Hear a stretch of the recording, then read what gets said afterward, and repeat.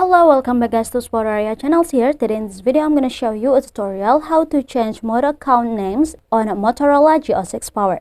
But before it, I hope you guys click subscribe and the bells button to support the channel. And yeah, now without any further ado, let's get started to the video. Well guys, first thing first that you have to do here, of course, you just have to open your settings and then make sure that your phone is connected to the internet, yeah guys, by Wi-Fi or mobile data.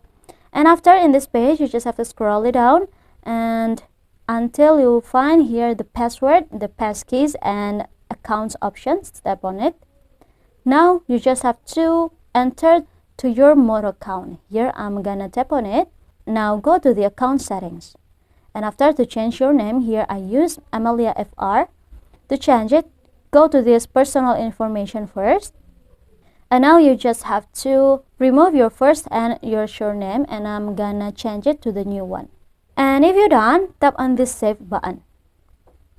And yeah, you can see this information, your personal information has been updated successfully. So the names is already changed. So yeah, I think it's enough. Thank you guys for watching this video. Don't forget to leave your like and comments below, and I'll see you soon in the next one. Goodbye.